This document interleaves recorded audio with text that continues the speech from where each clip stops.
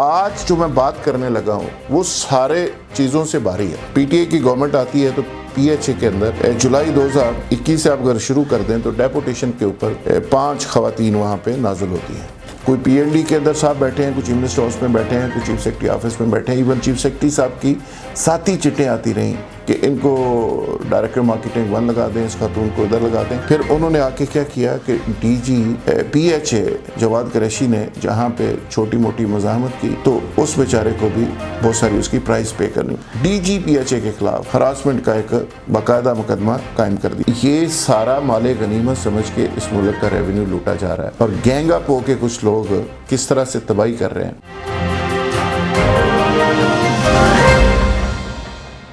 अस्सलाम वालेकुम नाज़रीन, आप देख रहे हैं मेरा यूट्यूब चैनल और मैं हूं जुल्फ़िकार राहत।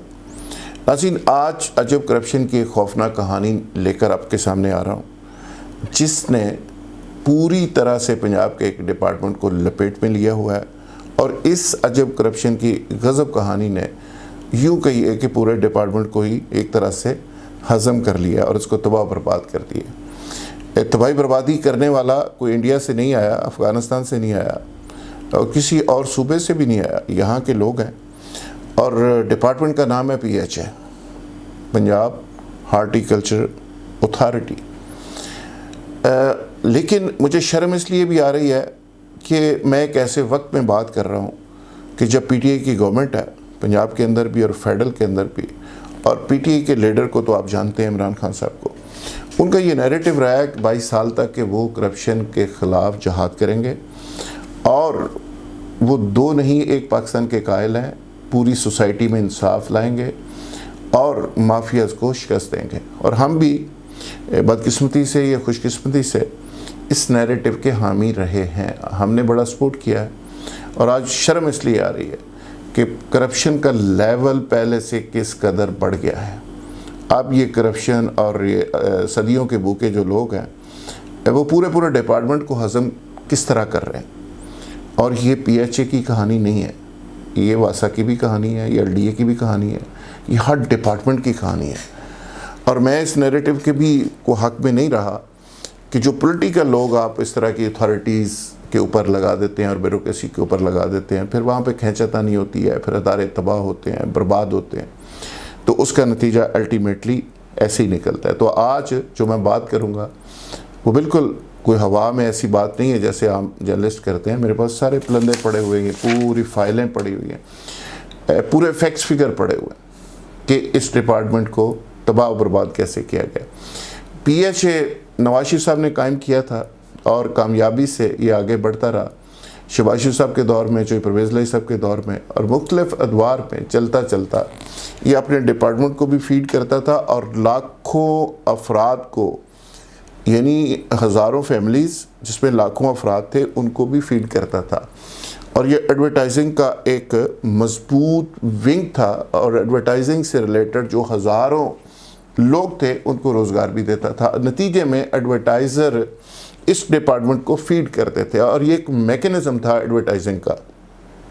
और आज क्या हो रहा है, वहाँ पे उस डिपार्टमेंट में जिसका हेड कभी कामरान लशारी रहा तो उसने लाहौर की ब्यूटिफिकेशन में बड़ा इजाफा किया। और माजी के अंदर इस डिपार्टमेंट से कुछ यादें ऐसी भी जुड़ी हुई हैं। मैं हाल में आने से पहले माजी का हल्का सा जिक्र करूँगा कि जहाँ मैं कामरान लशारी साहब की बात कर रहा हूँ, वहाँ पे एक हमारे जर्नलिस्ट दोस्त भी पीएचए के चेयरमैन बने, टास्क फोर्स बनी, और उससे पहले एक और साहब टास्क फोर्स के चेयरमैन बने, आज़म रशीद साहब उनका नाम था। सरदार आज़म साहब के साथ भी बड़े स्कैंडल्स मंसूब हुए। हमारे जो जर्नलिस्ट दोस्त थे वो भी कोई खुशी से नहीं गए और काफ़ी चीज़ें, बुराइयां, काफ़ी इल्ज़ामात और इस तरह की चीज़ें समेट कर गए। फिर हसन इकबाल साहब आगे कुछ देर के लिए, एहसन इकबाल साहब जो नून लीग के लीडर, उनके ये भाई हैं, उन पर पौधे चोरी करने और ठेके लेने और करोड़ों अरबों रुपए की करप्शन का इल्ज़ाम लगा। तो करप्शन का मामला चलता रहा। इसी तरह जो बोर्ड्स की करप्शन के मामलात थे कि लाहौर में बोर्ड्स कैसे लगते हैं, कौन लगवाता है, पैसे कहाँ जाते हैं, ये भी एक स्कैम माजी के अंदर रहा। लेकिन वो सारे स्कैम्स को अगर इकट्ठा कर लिया जाए तो आज जो मैं बात करने लगा हूँ वो सारे चीज़ों से भारी है।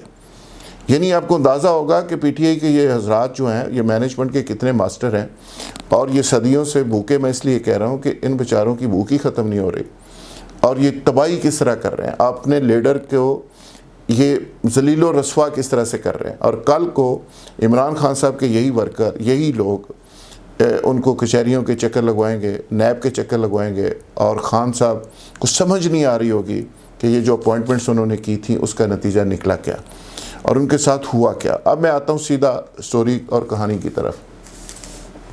पीएचए में पीटीआई की गवर्नमेंट आती है, तो पीएचए के अंदर जुलाई 2021 से आप अगर शुरू कर दें तो डेपुटेशन के ऊपर 5 खवातीन वहाँ पे नाजिल होती हैं। हालत ये है कि उस अदारे को बनाने वाले चंद लोग जो बड़े मेहनती भी थे उनको निकाल दिया जाता है, और वहाँ पे खवातीन हाज़िर होती हैं, तशरीफ़ लाती हैं, नाजिल होती हैं। और वो खवातीन, मैं उनका नाम एक एक का लेकर, यहाँ पे तो आपको पता है हरासमेंट का भी एक सेकंड में मुकदमा बन जाता है, लोग दरख्वास्तें भी दे देते हैं, और हद के इज़्ज़त भी लोग कहते हैं हमारी इज़्ज़त बड़ी ख़राब हो गई। और जब वो लूट रहे होते हैं तब उनको ना अपनी इज़्ज़त का ख्याल होता है ना मुल्क की इज़्ज़त का ख्याल होता है। तो लिहाजा मैं कोशिश करूँगा कि मुहतात तरीके से सारी चीज़ें आपके सामने रख दूँ। 5 खवातीन वहाँ पे वारद होती हैं, एक का नाम रहमीन है, नूर शहर, रमला है, कुछ और हैं। 2 खवातीन अभी मौजूद हैं, 2 सरेंडर हो चुकी हैं, एक फारिग हो चुकी है। और वहाँ पे हालत ये है कि पंजाब के अंदर चूँकि गवर्नेंस का मॉडल आपको पता है क्या है, गवर्नेंस का लेवल क्या है, और वसीम अकरम प्लस की एडमिनिस्ट्रेशन क्या है, और कौन लोग चला रहे हैं, किस तरह चल रहा है। और उसमें ब्यूरोक्रेसी ने भी ज़ाहिर मज़े उड़ाए हैं, क्योंकि ब्यूरोक्रेसी के ऊपर जो अथॉरिटी थी शहबाज शरीफ साहब की सूरत में, इमरान खान साहब ने आके तबाही बर्बादी कर दी, सारी अथॉरिटी ख़त्म कर दी। आइडियलिज्म के चक्कर में चले गए कि जी वो ब्यूरोक्रेसी को बस कोई नहीं पूछेगा, ना मैंने ये पूछ सकता है ना कोई पूछ सकता है, तो वो फिर उन्होंने भी पूरा उसका फ़ायदा उठाया। वहाँ पर चीफ सेक्रेटरियों की चिट्ठे लेके ख़वातीन आती रहीं कि इसको फ़लाँ जगह लगा दें, फ़लाँ जगह लगा दें, फ़लाँ जगह लगा दें। वहाँ पे जो डीजी पीएचए हैं 1 साल 1.5 साल से, वो जवेद कुरैशी साहब एक चीफ सेक्रेटरी होते थे, बड़े अच्छे आदमी थे, ज़बरदस्त आदमी थे, ऑनेस्ट आदमी थे। उनके बेटे हैं जवाद कुरैशी, और ये भी बदकिस्मती से बेचारे ऑनेस्ट हैं और बेहतर इंसान हैं। ये जवेद कुरैशी साहब छोटी मोटी रेजिस्टेंस देते रहे, लेकिन ऊपर से चूँकि तगड़े सफारशी फ़ोन आते थे, कोई पीएनडी के अंदर साहब बैठे हैं, कुछ चीफ मिनिस्टर हाउस में बैठे हैं, कुछ चीफ सेक्रेटरी ऑफिस में बैठे हैं, इवन चीफ सेक्रेटरी साहब की साथी चिट्ठें आती रहीं कि इनको डायरेक्टर मार्केटिंग 1 लगा दें, इस खातून को उधर लगा दें। उन खवातीन के पीछे कौन थे, एक लंबी कहानी है, लंबी दास्तान है। फिर उन्होंने आके क्या किया कि डीजी पीएचए जवाद कुरैशी ने जहाँ पे छोटी मोटी मज़ाहमत की, तो उस बेचारे को भी बहुत सारी उसकी प्राइस पे करनी पड़ी। एक खातून ने तो बाकायदा तौर पे जब इन्होंने उसको चार्जशीट करने की कोशिश की, उसको सरेंडर किया, और अभी वो चार्जशीट उसकी तैयार हो रही है, तो उसने उसके ख़िलाफ़ डीजी पीएचए के ख़िलाफ़ हरासमेंट का एक बाकायदा मुकदमा कायम कर दिया और दरख्वास्त दे दी रेस कोर्स थाने में। और वो दरख्वास्त जो है वो अभी चल रही है कि जवाद कुरैशी साहब ने हरासमेंट, पता नहीं क्या हरासमेंट की है, ये तो जवाद कुरैशी साहब बता सकते हैं, लेकिन वो मोहतरमा जिसने दी है उनका रिकॉर्ड माजी का भी सुना ऐसा ही है कि जहाँ जाती हैं 1-2 हरासमेंटें ज़रूर होती हैं। अच्छा खैर, अब उसके बाद ये हुआ कि उन खवातीन ने और कुछ और लोगों ने मिल के पीएचए को लूटना शुरू किया, और लूटते लूटते वो जो रेवेन्यू 750 मिलियन था उस करोड़ पे ले आए। मिसाल के तौर पे उसमें मैं 1-2 चीज़ें आपके सामने रखता हूँ। 24 करोड़ रुपए का शाह बोर्ड्स का जो कलेक्शन थी वो 8 करोड़ पे आ गई, और बाकी सारी कलेक्शन मिसिंग है, कहाँ गई, किधर गई, कौन सा गैंग ले गया। फिर लाहौर के प्राइम एरिया के अंदर 106 बोर्ड, जिसमें गुलबर्ग, जौहर टाउन, ए क्लास इसको एरिया बोलते हैं, और ये बड़ा इंपॉर्टेंट होता है, ये एडवर्टाइज़र के लिए बड़ी अट्रैक्शन होती है, जहाँ पे बड़े बड़े कंपनीज अट्रैक्ट होती हैं उन बोर्ड्स के ऊपर। 106 बोर्ड्स जिसका कोई रिकॉर्ड ही नहीं, वो गुलबर्ग एरिया में लगा दिए गए। गुलबर्ग और जौहर टाउन का ए क्लास एरिया जो था उस पर लगा दिए गए। फिर बी और सी एरिया, जिसमें बाकी एरियाज़ आते हैं, शदरे का इलाका है, सगियों का इलाका है, या लाहौर के दूसरे इलाके छोटी रोड्स हैं, वहाँ पे 100 से ज़ायद वहाँ पे बोर्ड्स लगा दिए गए, और ये सारे इलीगल बोर्ड थे। फिर एक वकला का ग्रुप साथ मिलाया गया कि बगैर एनओसी के, बगैर गवर्नमेंट को फीस दिए, बगैर गवर्नमेंट के दफ्तर में पीएचए में कागज़ जमा करवाए, रातों रात एक बोर्ड लगता है और फिर उसका जाके स्टे ले लिया जाता है और स्टे के ऊपर बोर्ड साल से चल रहे हैं। यानी आप अंदाज़ा करें कि 25 करोड़ से ज़्यादा रुपए जो हैं वो सरकारी ख़जाने में आई नहीं और बोर्ड इलीगल लगे हुए हैं, गैर कानूनी लगे हुए हैं और बार बार उनके पैसे लोगों की जेबों में जा रहे हैं और नकदो नकद कैश चल रहा है। यानी आप अंदाज़ा करें, इस तरह तो किसी की एक दुकान नहीं चल सकती भाई, जिस तरह ये पीएचए का महकमा चलाया जा रहा है और जिस तरह ये तमाशा हो रहा है। फिर क्या हुआ, फिर वो ख़वातीन को जब सरेंडर किया गया इस सारी लूटमार के बाद और डीजी पीएचए जवाद कुरैशी साहब ने थोड़ा स्टैंड लिया। एडवर्टाइज़र एसोसिएशन जो थी, आउटडोर एडवर्टाइज़र की एक मजबूत एसोसिएशन थी जो माजी के अंदर पीएचए को भी फीड करती रही और लाखों लोगों को रोज़गार भी देती रही, उन्होंने आके कोरोना धोना शुरू किया और डीजी साहब को कहा कि सर ये हो क्या रहा है।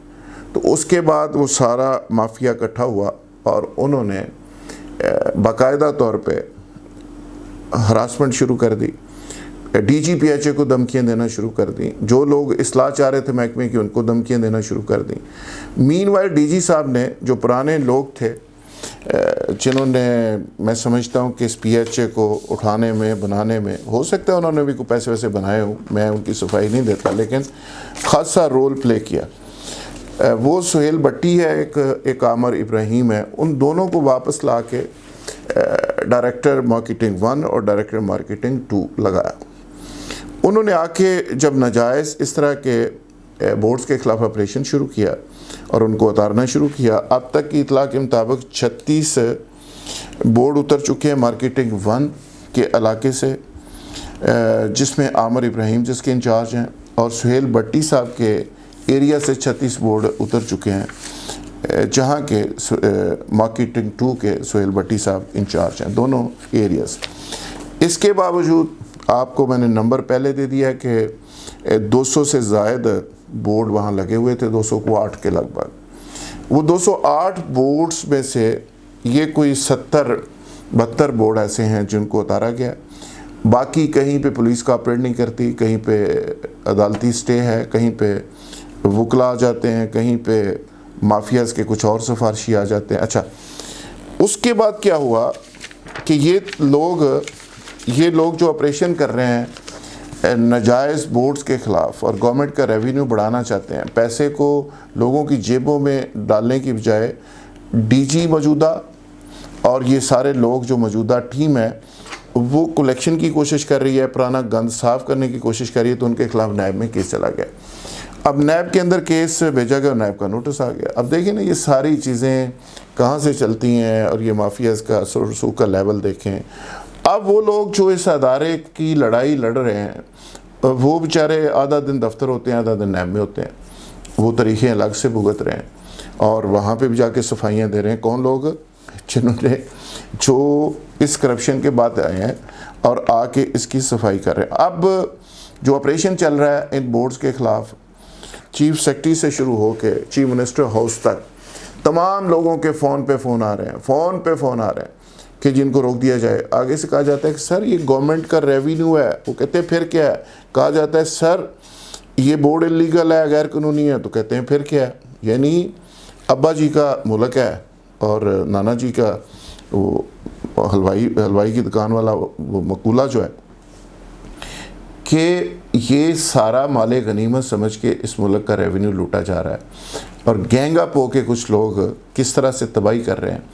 ये पीएचए का मैं एक हल्का सा एक नमूना आपके सामने पेश किया मैंने, और इसमें एडवर्टाइजिंग कंपनियों की लिस्टें मेरे पास मौजूद हैं। ये लंबा चौड़ा डाटा मेरे पास मौजूद है। यानी मैं बोलता चाहूँगा ये कम अज़ कम को 2-3 घंटों की वीडियो बनेगी, लेकिन मैं आपको बोर नहीं करना चाहता। सिर्फ आपको ये बताना चाहता हूँ कि पूरे डिपार्टमेंट किस तरह हज़म हो रहे हैं, किस तरह तबाही मची हुई है, किस तरह करप्शन का लेवल पहले से बढ़ गया है और किस तरह ये सारे लोग गैंगा पो के जिन लोगों ने गैंग को तोड़ना था, जिन्होंने माफिया को तोड़ना था, वो खुद उस माफिया का हिस्सा बन के किस तरह इस मुल्क को, इस शहर को, इस सूबे को और इनके डिपार्टमेंट्स को लूट रहे हैं। मैं यही कह सकता हूं कि चीफ मिनिस्टर साहब, अगर आपके पास वक्त हो तो इसका नोटिस ज़रूर लें। और किबला प्राइम मिनिस्टर साहब, आपके पास अगर DGISA के नोटिफिकेशन और बाकी रोलों से अगर आपकी जान छूटे और आपके पास कोई वक्त हो, लाहौर आप आते हैं, ये डिपार्टमेंट्स की भी ब्रीफिंग रख लें और उन लोगों को अलग अलग मिलें और उनसे सुने कि ये सारे लाहौर के डिपार्टमेंट्स में, पंजाब के डिपार्टमेंट्स में हो क्या रहा है, ये तबाही कहाँ तक पहुँच गई। बहुत शुक्रिया, थैंक यू वेरी मच।